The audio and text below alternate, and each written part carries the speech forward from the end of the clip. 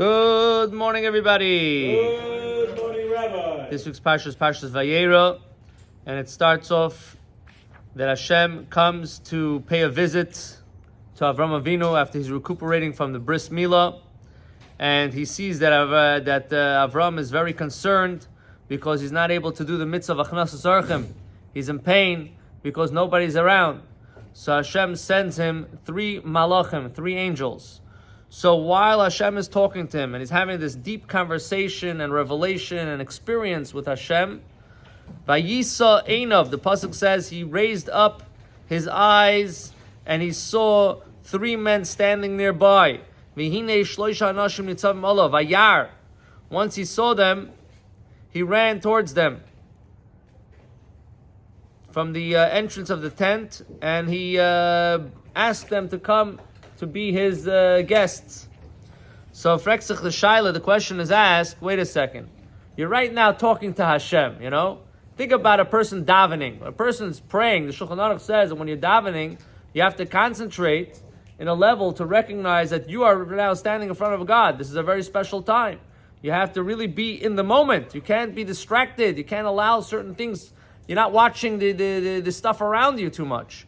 Here, Avram is having a real conversation with Hashem, and in the middle of the conversation, he's watching to see who's outside. How does that work?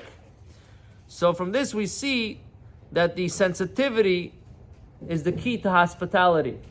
That when it comes to doing a mitzvah, to performing a mitzvah, there are 2 elements. There's doing the mitzvah, but then there is also how much a person invests himself in the mitzvah. And this is a very, very important thing. When we have guests on Shabbos or any time during the week, you have guests in your house, it's not just important to give them food, and that's you're inviting them, you're giving them food, you want to feed them, but you have to really be there for them, and you have to try to accommodate all their needs.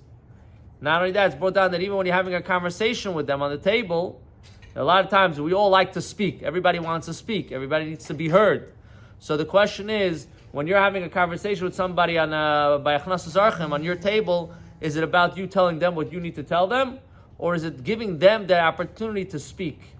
You have to show interest in them, and you have to give them the time to speak and make them feel the center of attention.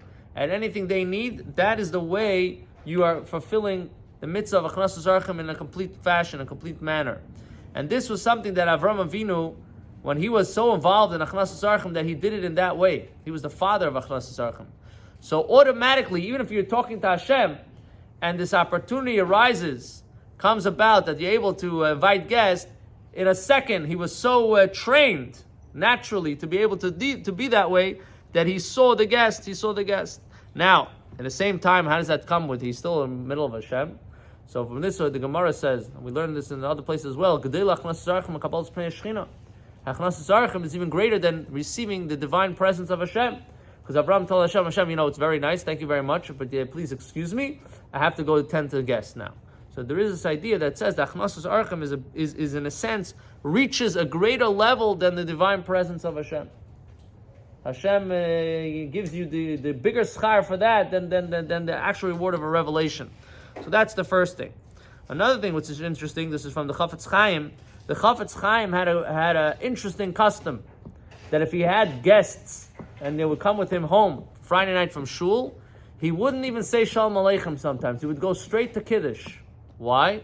Because he doesn't want his guests to wait. The Malachim, he says, the angels can wait. I could say their prayers afterwards, but I want the guests, I don't want them to have to wait and starve another 2 minutes. So I'm going to make Kiddush first. In other words, this was to accommodate the guest. For himself, he'll say Shalom Aleichem. It could take him a half hour until he gets to Kiddush. But when you have guests in your house, you're going to make them wait? That's not right. So the Chafetz Chaim, believe it or not, he himself would skip sometimes the introduction to Kiddush for Friday night to accommodate his guest. It's a sensitivity, and only after everybody was eating, then he would sing the song Shalom Aleichem and all the other songs that he had to sing in as an intro to Kiddush. So this is a very, very beautiful thing for us to see, that in general, how we can up our game when it comes to the mitzvah of Achnasas Orchim. And second of all, that we should be able to see how we could be sensitive, and we should be more sensitive about being sensitive to other people, especially in what we're dealing with today. Every mitzvah, every beautiful thing that you could do for somebody else, in Avos Yisrael really goes a long way when we hear only good news with the coming of Mashiach, but Karav Mamish. Amen.